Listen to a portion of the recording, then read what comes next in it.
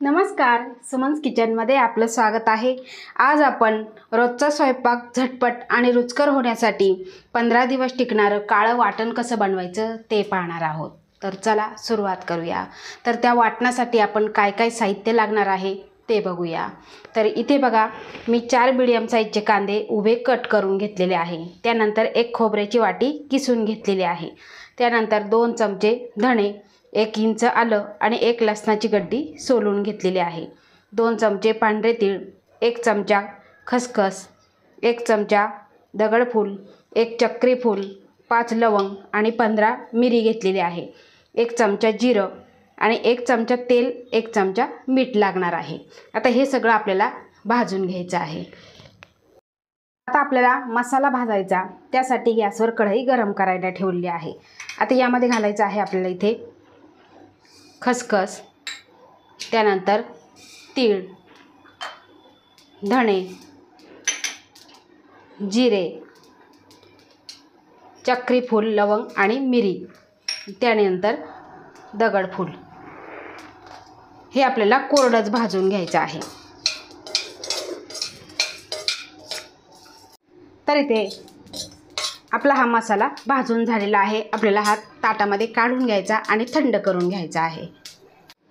आता त्यानंतर यामध्ये घालायचं आहे आपल्याला खोबरं सुद्धा आपल्याला तेल न घालता भाजून घ्यायचं आहे। हलकसं सोनेरी रंगावर भाजायचं आहे, खूप आपल्याला काळं करायचं नाही। आता बऱ्याच महिला जॉबला जातात किंवा सकाळची मुलांच्या डब्याची घाई असते, तर मग असं हे वाटण एकदा बनवून फ्रीजमध्ये ठेवलं की अगदी 15 दिवस छान टिकतं। आणि आता उन्हाळा आहे, खूप किचनमध्ये गरम होतं, स्वयंपाक करायचा कंटाळा येतो, त्यावेळेस असं जर वाटण बनवून ठेवलं तर अगदी पटकन असा स्वयंपाक तयार होतो, भाजी तयार होते आणि घाईसुद्धा होत नाही। तर आता हे खोबरंसुद्धा आपण असं भाजून घेऊ।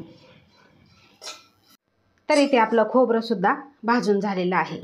खूप जास्त भाजायचं नाही, नाहीतर मग आपली भाजी कडवट लागते। आता हे खोबरंसुद्धा आपण काढून घेऊ। आता कढईमध्ये घालायचा आहे आपल्याला कांदा आणि त्यानंतर यामध्येच आपल्याला लसूण आणि आलं घालायचं आहे। त्यानंतर यामध्ये आपल्याला अगदी थोडंसं तेल घालायचं आहे आणि कांदासुद्धा आपल्याला सोनेरी रंगावर परतून घ्यायचा आहे, भाजून घ्यायचा आहे, खूपही आपल्याला काळा करायचा नाही। तर इथे आपला कांदासुद्धा भाजून झालेला आहे। आता एका डिशमध्ये काढून आपण पूर्णपणे थंड करून घ्यायचा आहे। आता इथे आपलं खोबरं, धने, तीळ, खसखस हे सगळं थंड झालेलं आहे। आता मिक्सरचं मोठं भांडं घेतलेलं आहे आणि त्यामध्ये आपल्याला हे कोरडंच आधी वाटून घ्यायचं आहे। तर इथे अशा पद्धतीने आपण हे कोरडं वाटून घेतलेलं आहे। आता यामध्ये आपण जो कांदा भाजलेला, थंड करून घेतलेला, तो यामध्ये आपल्याला घालायचा आहे आणि पुन्हा आपल्याला हे फिरवून घ्यायचं आहे। यामध्ये आपल्याला पाण्याचा वापर अजिबात करायचा नाही। तर बघा, अशा पद्धतीने आपण कांदा सगळा मिक्सरला फिरवून घेतलेला आहे। आता यामध्येच घालायचं आहे आपल्याला मीठ आणि तेल।